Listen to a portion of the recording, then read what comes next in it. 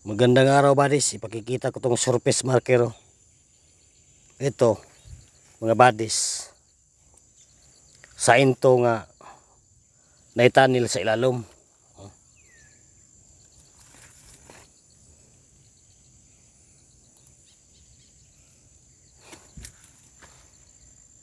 Ito ang surface marker, mga buddies.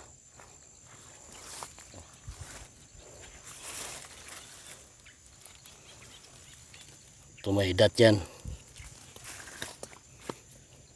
Legit yan, oh.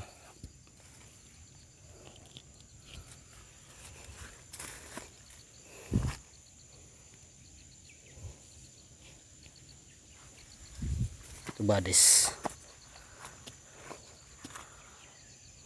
Marker nga may tunnel sa ilalim.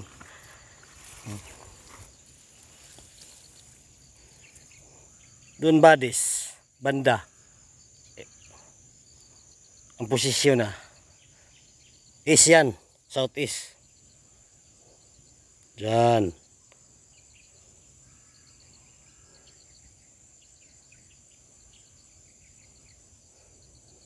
Yung directional niya sa S. Ito, buddies, oh. Ito.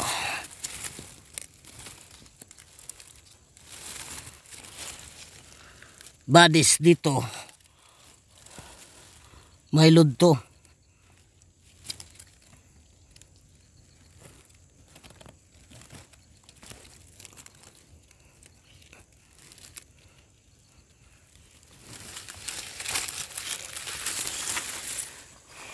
Buddies, oh.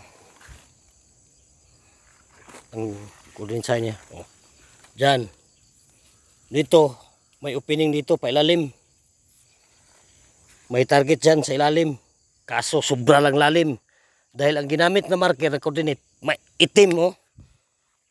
Itim na bato. Ang ibig sabihin yan, mga buddies, talagang malalim pag ang hinukay ng mga Japanese noon, nung panahon ng World War II. Dahil ito talagang may history to, buddies. Ang lupa na dito sa tsuwing ko. Yan. Ito, buddies, oh. Foot marker yan. Oh. Buddies. Yan. Foot marker.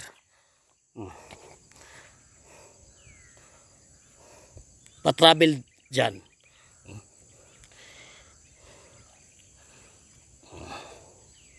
Klaro mga buddies. Ganyan ang posisyon, mga buddies, oh. Foot marker yan, dalawang foot marker. Yun. Diyan naman sa south yan, southeast yan positioning, oh, yung marker. Ito naman ang mga counter sign, mga buddies. Hindi basta-basta maglibing ng mga hapon. Mababaw lang yun ng mga 30 feet. Mababaw lang yun, matagal na yung kinuha. Ngayon, ang natirang mga deposito, talagang malalim. Umaabot ng 270 feet, 315 feet. Pag ganitong sit up, maitim ang mga ginamit na bato na color coding, mga buddies. Ito, buddies, oh. Ito naman ang coordinate marker, mga buddies, oh. Yan, metal element. Ang posisyon nito, mga buddies, nasa west.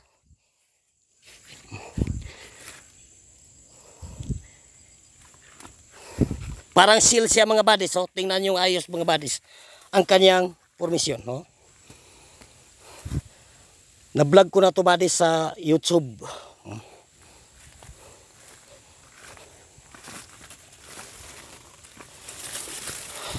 Bato siya.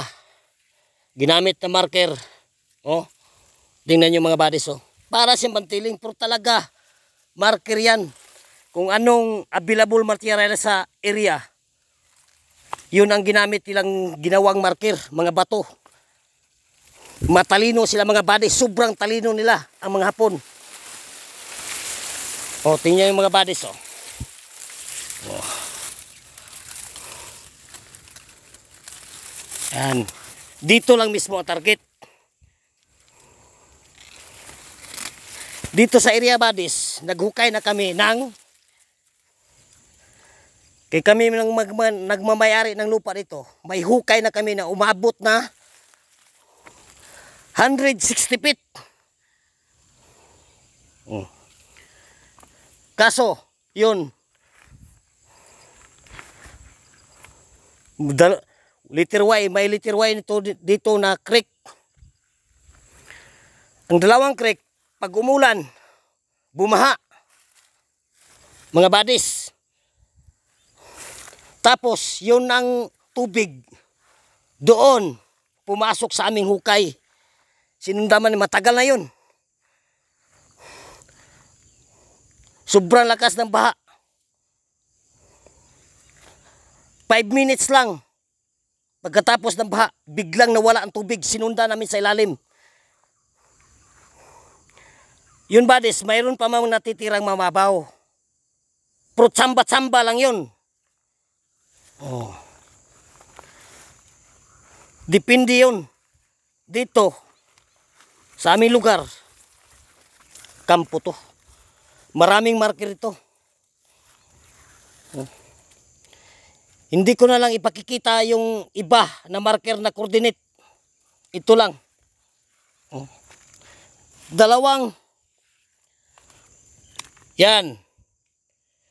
Kahit sabihin nyo nga, ito, nature lang to. Anong nature? Ang bihira naman kayo. Talagang pagdating nila sa area, kung anong nature, anong available materialis, yun. Minalkahan niya, may dala silang pang-ukit sa bato na kinikal.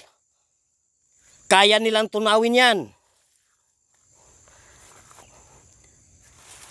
Oh, mga buddies.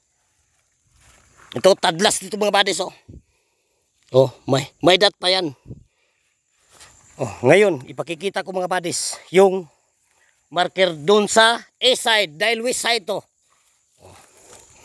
Tingnan natin mga buddies. May hukay kami dyan na itipit. Ang layo dito buddies, galing sa marker na ipakikita ko, dito sa east side, south east positioning.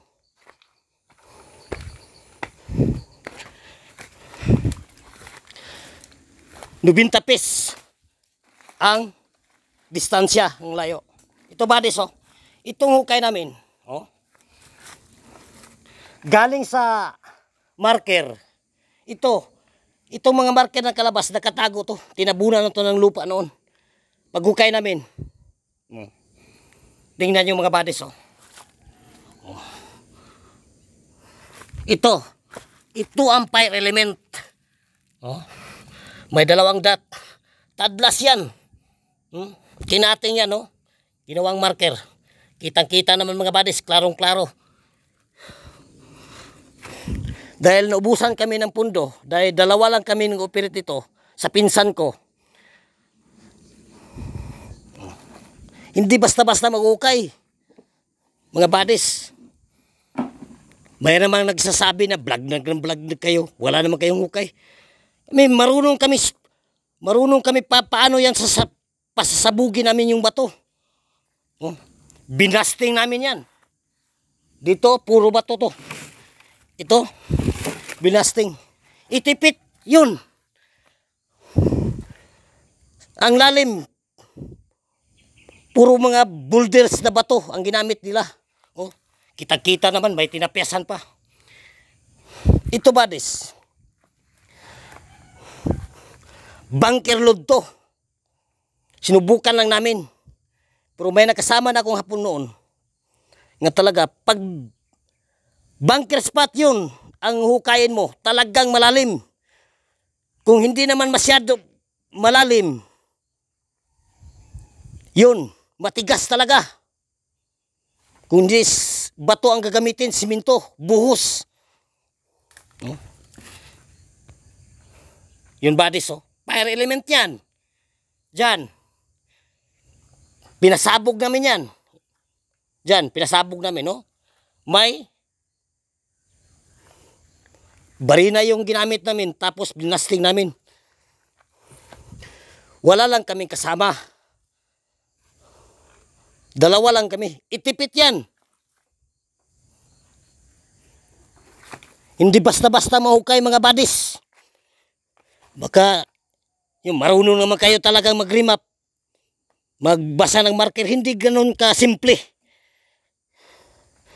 Dahil kahit marunong ka, pag wala kang marunong kang gumawa ng sasakyan, bahay, pag wala kang pira, hindi mo yan magagawa. Dahil kailangan ng pira talaga. Mga badis, oh. Ito naman. Yun, oh. Ang kabila.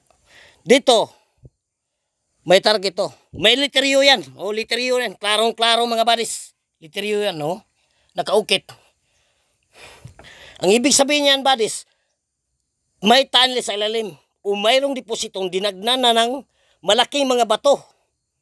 Oh.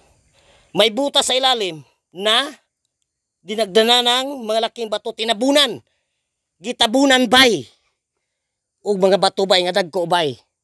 Oh, wala. Wala siya badis, oh. Oh. Nailiteryo dako kayo na badis, oh. Nakaukit sa bato. Man-made na siya mga badis.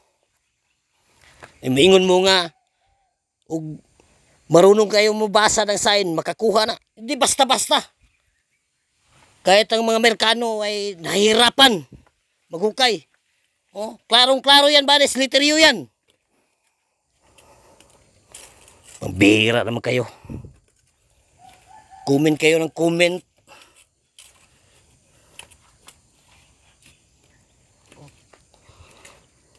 Ito, itipit, oh. Lahat ng mga bato yan ay nakahilira.